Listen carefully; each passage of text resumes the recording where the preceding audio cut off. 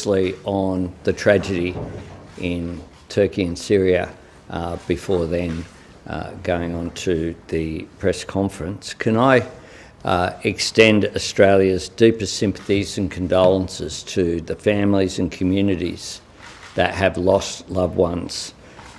We have seen thousands of deaths and tens of thousands of injuries through this tragedy. These multiple earthquakes that have hit the region are having a devastating impact, and today I can announce that the Australian government will provide an initial $10 million in humanitarian assistance to those affected through our Red Cross and Red Crescent partners and through humanitarian agencies. Australia's assistance will target those in greatest need. Can I also say that for Australians who have family in the region, this will be a really difficult time. Australians in need of emergency consular assistance should contact the Australian Government 24-hour Consular Emergency Centre on 1300 555 135. I'll repeat, 1300 555 135 in Australia, or if they are outside of Australia, +61 2 6261 3305. That is +61 2 6261 3305. I think all of the world's thoughts and condolences are with the people in this region who are suffering at this time. Chris? Thank you. Can I just echo those sentiments and add to that the condolences from the people of New Zealand to those in Turkey and in Syria. We know a little bit about earthquakes in New Zealand and the significant effect that can have on people. So our hearts are with them.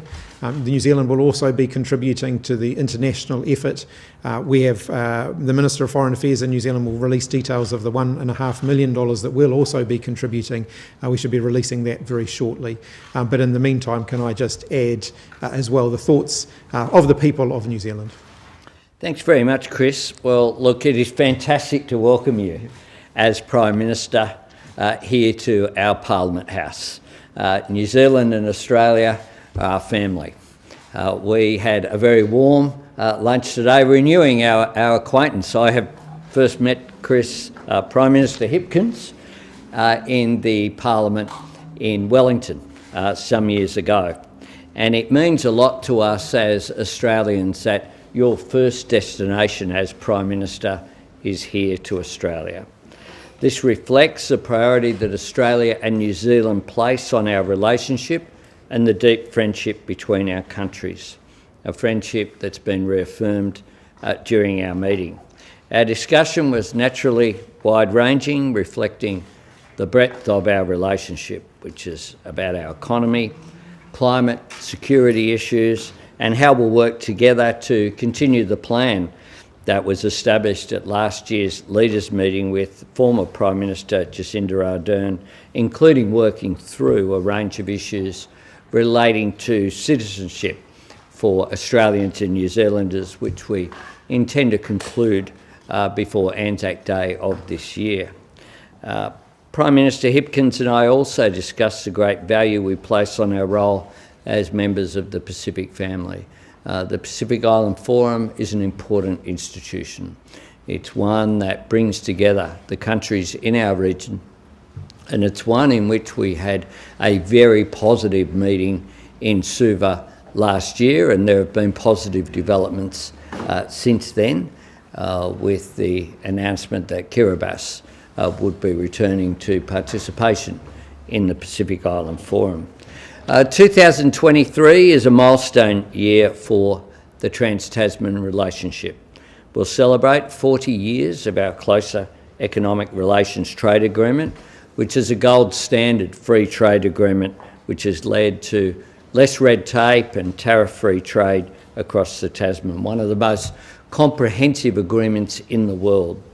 50 years of the Trans-Tasman travel arrangement, which allows for Australians and New Zealanders to freely visit, live and work on both sides of the Tasman. 80 years of diplomatic relations, and of course our co-hosting of the Women's World Cup this year with the opening match on the 20th of July. I look forward to further developing our relationship with our friends in New Zealand to ensure that the Trans-Tasman relationship continues to grow and adapt to the challenges of the future. I thank the Prime Minister very much for his visit here today, and I look forward to welcoming Prime Minister Hipkins on the floor of the House of Representatives this afternoon. Chris.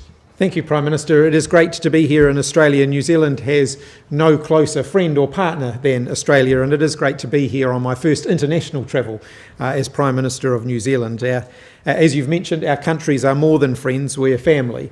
And in the great Trans-Tasman tradition, I'm looking forward to working with you across a broad spectrum of issues that are important to both of our countries. So I welcome your commitment to our bilateral relationship, which was very clear from our discussion. And in turn, I was happy to provide my government's commitment to continuing to work together and continuing to strengthen the very strong Trans-Tasman relationship. We had a wide-ranging discussion across economic, security and foreign policy issues. In particular, we discussed how global economic conditions post-COVID-19 are affecting New Zealanders and Australians alike. High interest rates, cost of living pressures affect families here and in New Zealand, and we share a lot of issues in common in that regard. But our countries don't have, many other countries don't have the same closeness as New Zealand and Australia, and that's something that we will never take for granted in New Zealand. We're able to tackle issues together in ways that other countries can't. So we were able to talk about the opportunities to continue to strengthen our relationship. We did talk about the 40th anniversary of our closer economic relationships agreement that underpins Trans-Tasman trade that's important to both countries. I echoed the words of my predecessor in matters around deportations, and we discussed the ongoing work that we have around addressing some of the issues regarding New Zealanders who live and work permanently here in Australia. They're complex issues, but I do want to acknowledge and applaud the positive progress that's been made in that regard over the last year, and we'll look forward to continuing to work on those issues. So I'm looking forward to welcoming the Prime Minister to New Zealand later on in the year for their next annual leaders meeting, which we're expecting to have in the middle of the year. Thanks, Prime Minister. Thanks very much, Prime Minister, and it's been agreed that we'll have a series of questions, and first from Stephen. Thanks, Prime Minister. Prime Minister Hipkins, just on AUKUS, the former Defence Minister in New Zealand seemed to signal that he was open to potentially joining parts of AUKUS on advanced technology collaboration, obviously not the nuclear submarine aspect. What's your view on that prospect? Do you think it's a likely one? And Prime Minister Anthony Albanese, would Australia welcome New Zealand taking this step? Look, our foreign policy position hasn't changed just because there's a change of Prime Minister. The government foreign policy is the same as it was under Prime Minister Ardern. Australia, the US, the UK are incredibly important security partners for New Zealand, but our nuclear-free policy hasn't changed either. It's important to remember what AUKUS is and what AUKUS isn't. Our defence relationships are a part of, AUKUS is a part of that, but it's not all it is. And our relationship with New Zealand, including defence cooperation, is very strong, will continue to be strong, just as our relationship with the United Kingdom, as our historic relationship, should bring no surprise that we're cooperating with them. And of course the US has been our most important defence alliance through the arrangements that are in place.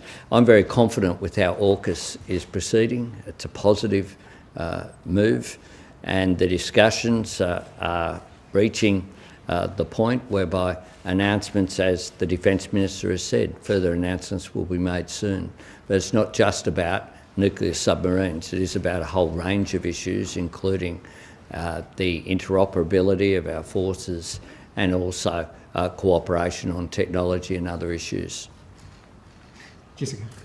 Prime Minister Albanese, on the issue of voice to Parliament, you're going through a journey with that at the moment. What can you learn about what New Zealand did right and what we didn't do right? Well, this is a very separate issue, and it didn't come up in our discussions. What a voice to Parliament is about, firstly, is about recognition. We don't currently recognise in a positive way Aboriginal and Torres Strait Islander people in our constitution. Now, many nations that have histories of colonisation do that, recognise their Indigenous people. And so the referendum that the draft questions are out there on later this year that Australians will get to vote on, the draft wording begins in recognition of Aboriginal and Torres Strait Islanders as Australia's First Peoples.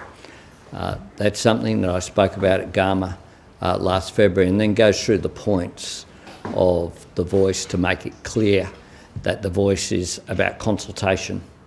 So it's about two things, recognition firstly, and consultation secondly, on matters that affect Aboriginal and Torres Strait Islander peoples. Our history is very different. So the New Zealand system, I know, has seats reserved and has a range of things in place that aren't contemplated by what will be before the Australian people later this year.